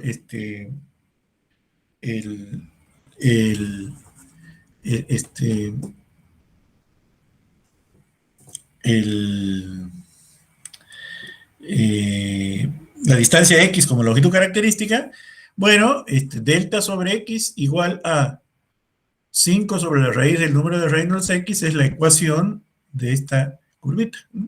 Es una ecuación, digamos, tipo parabólica. Y el número de Reynolds crítico es 3500 cuando se forma con el delta. 5 por la raíz de REX. En particular, cuando se forma la transición a la turbulencia, ¿verdad?, el comienzo de la transición se da, digamos, tengamos en cuenta que la tensión de corte va disminuyendo, ¿verdad?, cuando empieza a aparecer una tensión de corte turbulenta por efecto de la presencia de los componentes transversales de la velocidad. Las variables a considerar están listadas aquí, y como les digo, hay mucha investigación sobre este tema que permite encontrar las zonas de separación. Vamos a ver qué efecto tiene ahora la presencia de la rugosidad de la superficie que constituye el contorno de la conducción. Si nosotros hacemos un zoom de la vecindad inmediata, cualquier superficie que se utilice en la vida común, ¿verdad?, en ingeniería, para conducir fluido, cualquier superficie tiene una rugosidad dada. dependiendo del proceso de fabricación. Hay algunas superficies, como por ejemplo tubos de plástico, ¿verdad? O, digamos, PVC, de polipropileno, ¿verdad? Que tienen, o tubos de vidrio, tienen una superficie muy lisa, pero si la ponemos al microscopio vamos a encontrar que tienen alguitos de rugosidad. Mientras que otro tipo de conductos, por ejemplo, conductos de hormigón, ustedes saben que el hormigón se hace con cemento, arena y piedra mezclada con agua, ¿verdad? Bueno, esos conductos de hormigón serán más rugosos, ¿verdad? En el medio hay un espectro de materiales muy variables, ¿verdad? Asbesto, cemento, tuberías metálicas que se usaban antes, ahora no se usan mucho, bueno, o tuberías en alcantarillas, por ejemplo, revestidas de mampostería. Bueno, hay un sinnúmero de elementos que se utilizan para conducir el agua. Algunos más lisos, otros más rugosos, ¿no? Pero todos tienen algo de rugosidad. Nosotros vamos a simbolizar con la letra K, al tamaño característico de estas rugosidades, ¿no? Por ejemplo, si lo ponemos al microscopio y vemos que las rugosidades son muy importantes, obviamente K tendrá un valor grande, ¿verdad? K sería como más o menos las alturas de las asperezas promediadas, ¿verdad? Más o menos se podría interpretar de esa manera. En el caso de superficies muy rugosas, K tendrá valores grandes. Y en el caso de tus superficies libres, que en general muestran rugosidades que tienen un patrón así tipo ondulante, K será pequeño, ¿verdad? Pero siempre K tiene un valor. Nunca es cero en la naturaleza ni en los procesos industriales. Siempre es o más pequeñito o más grande. A su vez, hemos visto recién que siempre hay una capa viscosa que se llama subcapa laminar o subcapa viscosa, que es una capita de fluido de espesor muy delgadito que se presenta en la cercanía inmediata de la pared y es una capa que define una zona donde predominan los efectos viscosos, las fuerzas producidas por la viscosidad. Entonces, comparando ese valor de K con el valor de delta sub S, que sería el espesor de la subcapa viscosa, uno puede analizar si un conducto se comporta como si fuera liso o como si fuera rugoso. ¿Cómo es eso? Cuando el conducto es muy rugoso, como en este caso, fíjense ustedes que hay como cuevitas, como oquedades aquí en pequeños especies de cráteres puede haber, o en su defecto protuberancias que emergen desde la superficie media hacia el interior del fluido, se forman unos pequeños remolinos, ¿verdad?, que inducen perturbaciones al flujo, y fíjense que las líneas de corriente se empiezan a deformar, y en ocasiones esas perturbaciones es como que perforan esta capa viscosa, ¿verdad? Y se adentran en el núcleo del escurrimiento, o sea que salen y se van hacia el núcleo del escurrimiento. En ese caso, estamos hablando de un conducto o de un contorno, perdón, hidráulicamente rugoso. Mientras que por el contrario, si tenemos un conducto levemente, con rugosidades levemente onduladas, ¿verdad?, con un espesor delgadito aquí de la subcapa laminar, se presentan unas pequeñas perturbaciones. Fíjense que las líneas de corriente aquí se ondulan un poquito, pero estas que vienen aquí noticia de la presencia de ese contorno rugoso, y fuera del espesor delta sub S no hay movimientos que se originen como consecuencia de la presencia de esa rugosidad. Entonces, a los efectos de una partícula que viaja en esta zona, el flujo se comporta como si fuera el contorno liso, ¿verdad? Liso. Bueno, hay una manera, a través de un número de Reynolds, de poder definir cuando un contorno es liso, cuando un contorno es rugoso. Enseguida lo vemos.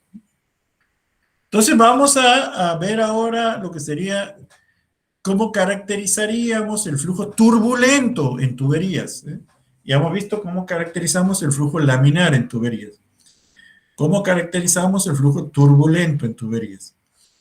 Vamos a considerar un segmento de tubo, que sería este gris que está aquí, y dentro de ese segmento una longitud de L,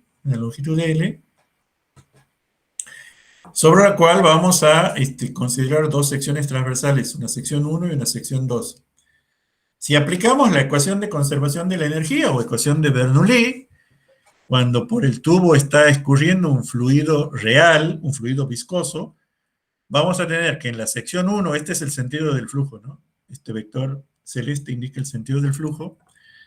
Esta es una longitud de L que separa las secciones 1 y 2. En la sección 1 tendremos Z1 más P1 sobre gamma más B1 al cuadrado sobre 2G. Si el movimiento es permanente y uniforme, la velocidad en 1 va a ser igual a la velocidad en 2. Por eso aquí no le ponemos subíndice, porque se mantiene constante la carga de velocidad. Mientras que en 2, en la sección 2, aquí, tendremos Z2 más P2 sobre gamma más B cuadrado sobre 2G y más la pérdida de carga entre 1 y 2 que le vamos a llamar H sub F. Esta sería la ecuación de Bernoulli con su representación gráfica aquí.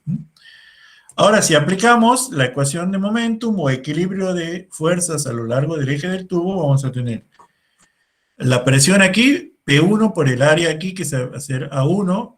Si el diámetro es constante, A1 es igual a A2 y es igual a A. Entonces vamos a tener P1 por A menos P2 por A menos la componente del fluido contenida aquí, la componente del peso del fluido contenido aquí, que va a ser gamma por el volumen, que es área por longitud, volumen de un cilindro, por el seno de alfa, donde alfa es el ángulo que forma el eje del tubo con la horizontal. Y menos la fricción, ¿verdad? Tensión de corte por el área en que actúa, que sería el perímetro interno del tubo por la longitud. Esta sería la ecuación de balance de cantidad de movimiento en la dirección predominante del escurrimiento. El seno de alfa se puede calcular, ¿verdad? Como Z2 menos Z1, sería este triángulo rectángulo, ¿verdad? Que queda aquí, Z2 menos Z1 sobre L, ese sería el seno de alfa.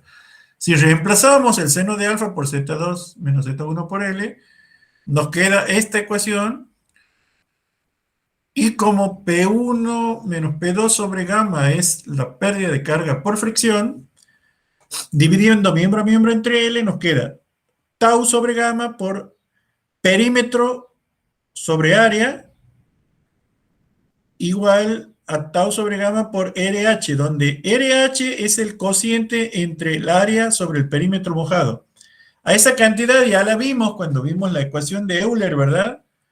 Para el flujo a través de un tubo de corriente, se le denomina radio hidráulico. Vale decir que esta ecuación de equilibrio de fuerzas indica una relación entre la pérdida de carga por fricción, la tensión de corte y la caída de presión por unidad de longitud. Trabajándolo un poquito más, vamos a considerar la fuerza de fricción, que va a ser un coeficiente de fricción por el perímetro mojado, por la longitud, por ρ b cuadrado sobre 2, que es la presión de estancamiento, donde C sub F es un coeficiente de fricción, y teniendo en cuenta que la fuerza de fricción sobre el área en la que actúa es la tensión de corte, podemos escribir tensión de corte igual a coeficiente de fricción por ρ b cuadrado sobre 2. A su vez, traemos de aquí, de esta relación anterior, esta expresión, reemplazamos y nos queda esta expresión que está aquí, que nos indica que la pérdida de carga es igual a F por L sobre D por B cuadrado sobre 2G, donde F es un factor que es proporcional al coeficiente de fricción a través de este factor de 4, ¿no? 4 por el factor de fricción le llamamos F para aligerar la notación. Esta ecuación nos sirve para expresar la pérdida de carga en flujo turbulento, se llama ecuación de Darcy-Weisbach. Ecuación de Darcy-Weisbach. Que es una ecuación que también fue deducida por dos investigadores, Darcy, de origen francés, y Weisbach, de origen alemán. La misma que aquí la demostramos a través de una relación de fuerzas, también se puede demostrar a partir de los principios del análisis dimensional, que fue lo que vimos la clase pasada. Para ello hacemos un ejercicio muy sencillo, donde escribimos la tensión de corte en el contorno va a ser una función ¿de quién? De la densidad del fluido, de la velocidad, de la viscosidad del fluido, del diámetro y de la rugosidad de ese contorno, ¿no? Es una función de estas 5 variables. Es decir, tenemos 6 variables que considera aquí, ¿verdad? Tau sub 0, 1, más las 5 que están en el argumento de la función, 6. Si aplicamos el teorema pi, 6 menos 3 es 3. Tendremos 3 parámetros adimensionales para expresar esta relación funcional en forma adimensional. Entonces podemos escribir un parámetro pi3 en función de 2 parámetros pi1 y pi2. Para poder aplicar el análisis dimensional, el teorema pi, vamos a recordar las dimensiones de las 6 cantidades involucradas, que son estas que están aquí, ¿verdad? Aquí están las variables, aquí están sus dimensiones. Bueno, tomando como variables de repetición ρ, b y d, nos quedan estos 3 parámetros adimensionales. Por lo tanto, podemos escribir el pi3, que sería tau sub 0 sobre ρ por b cuadrado, será una función phi del pi1, que nos dio que es igual al número de Reynolds, y el pi2, que nos dio k sobre d. A este k sobre d sería el cociente entre la altura de la rugosidad y el diámetro. Es una cantidad dimensional porque las dos se miden en longitud, ¿verdad? A ese valor k sobre d se le denomina rugosidad relativa. Es el cociente entre la rugosidad absoluta, que sería k, y el diámetro de la tubería. Se le denomina rugosidad relativa. Entonces nos queda una expresión que nos dice que la tensión de corte en el contorno, en la pared, entre el fluido y el contorno sólido, es igual al producto de la densidad del fluido por la velocidad elevada al cuadrado, por una función que no sabemos qué forma tiene, pero sabemos sí de qué depende, porque el análisis dimensional no nos dice la forma matemática, pero sí nos dice de qué depende. Número de Reynolds y rugosidad relativa. Bueno, recordando de el análisis anterior de esta expresión, que HF es igual a 4L sobre I por D por tau sub 0, reemplazando aquí finalmente, llegamos a esta expresión que es la misma que habíamos llegado aquí. Con una salvedad, que ahora sí sabemos que el factor de fricción depende del número de Reynolds y de la rugosidad relativa. Esta relación que está aquí. El factor de fricción va a ser una función, llamémosle phi sub f, que depende del número de Reynolds y rugosidad relativa. Esta es la ecuación que se denomina ecuación de Darcy-Weisbach, en honor a estos dos señores que fueron los que la plantearon por primera vez. Para poder establecer la forma de esta relación funcional que nos va a ayudar en el futuro a resolver problemas de tuberías, la forma que va a tener esta relación funcional, es necesario recurrir a experimentos. Justamente el grupo de investigaciones del profesor Prantl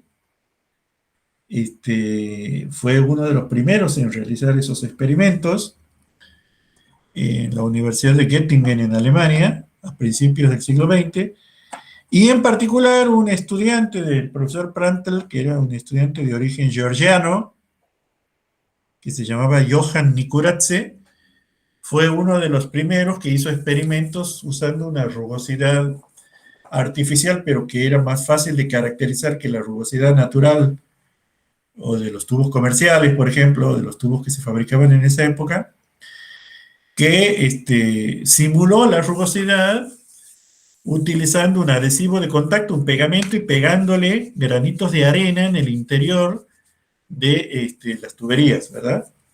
Entonces generó una rugosidad artificial que se llama rugosidad de Nicorazzi y estableció una equivalencia entre esa rugosidad de Nicorazzi o rugosidad artificial y la rugosidad de los tubos comerciales. Bueno, ese es un punto que lo vamos a ver a partir de la clase que viene. Lo importante que recordemos ahora esta ecuación que la vamos a usar muchísimo de aquí en adelante, que es la ecuación de Darcy-Weisbach o Darcy-Weisbach, como le dirían en alemán. Es que la pérdida de carga por fricción en un segmento de tubo de longitud L es igual al producto de un factor de fricción por el cociente entre la longitud del tubo considerada y el diámetro del tubo, multiplicado por la carga de velocidad, por V cuadrado sobre 2G es la carga de velocidad, o sea, la energía cinética por unidad de peso del fluido. Esa ecuación es fundamental que la tengamos presente y que, como vimos, se puede demostrar a partir de balance de cantidad de movimiento en un tubo, o bien a partir del análisis dimensional, como acabamos de ver, donde ese factor de fricción depende de dos parámetros adimensionales esenciales: número de Reynolds y rugosidad relativa. Recordando eso, vamos a poder desarrollar a partir de la clase que viene la forma en la cual usamos el diagrama de Nicorazzi, el diagrama de Moody, el diagrama de Raus y otras ecuaciones para poder resolver los problemas típicos de flujo en tuberías que tenemos habitualmente en la práctica. Es decir, diseñar un tubo, decir, si queremos conducir un caudal de un punto a otro, como por ejemplo cuando queremos abastecer de agua potable un barrio, debemos conducir un caudal que es el caudal que consume ese barrio. ¿Qué diámetro le tenemos que dar al tubo para que con una pérdida de carga garanticemos que arrancando con una presión de aquí, llegue a la casita más alejada con una presión suficiente para subir al tanque, ¿verdad? De esa manera darle el diámetro al tubo para que pueda llevar ese caudal. O bien al revés, si conocemos el diámetro del tubo, determinar qué caudal es capaz de conducir con una pérdida de carga dada. O bien, si queremos conducir un caudal por un diámetro dado, ¿cuál va a ser el valor de pérdida de carga que nos va a garantizar llegar de un punto a otro sin que el agua pierda presión en el camino? Esos son los problemas típicos que vamos a estudiar, que son problemas de diseño y de verificación de tuberías. Para lo cual tenemos que avanzar un poquito en conocer bien cómo vamos a calcular el factor de fricción, que es el aspecto esencial en la solución de problemas de flujo en tuberías, utilizando esta ecuación de Darcy y Weisbach. Así que, bueno, hasta aquí llegamos con el contenido de esta clase. Hemos visto el número de Reynolds, hemos visto las características del flujo laminar, flujo turbulento, utilizando un poquito este video, ¿verdad? Que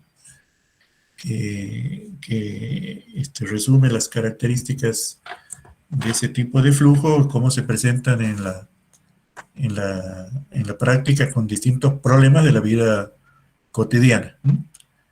No sé si tienen alguna duda, algún comentario, alguna pregunta.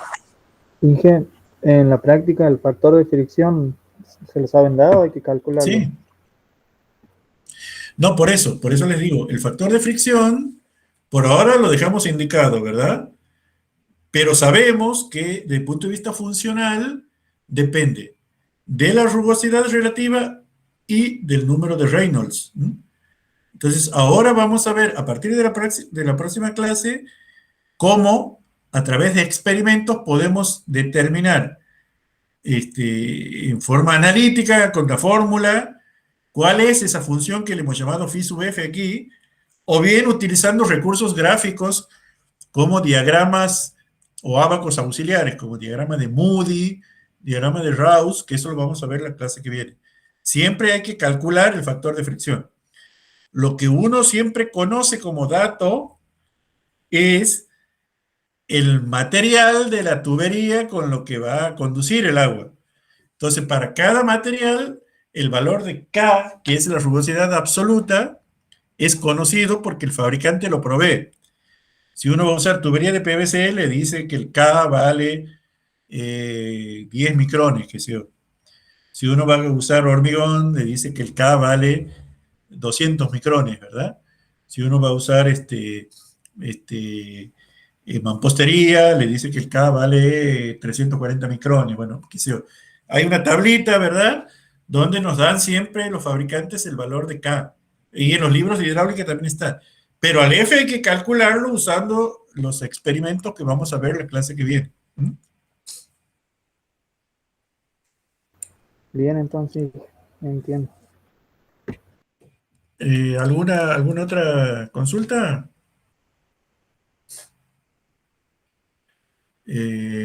Bueno, la bibliografía esencial para este tema hay, Streeter, Wiley, Mecánica de Fluidos, el libro de Hidráulica General de Sotelo Ávila, y hay un apunte de mi autoría que está, la ingeniera Pilán siempre o el ingeniero Álvarez Padilla lo coloca ahí en el CUP, que sobre este tema, es un apuntecito de 15, 20 páginas sobre este tema, donde, bueno, vamos a ver, en el apunte está contenido lo que vimos hoy y lo que vamos a ver la clase que viene. Y por supuesto les voy a mandar la presentación esta, el video que vimos, los videitos esos cortitos con el experimento de Reynolds, y si queda grabado el video de esta clase también le mando el enlace. ¿Estamos? Bueno, Inge, muchas gracias entonces. Bien, Inge. Bueno, nos vemos en la próxima clase teórica. Que tengan buenas tardes. Chao, Inge. Sí, Buenas tardes. Hasta luego. Chao, Inge.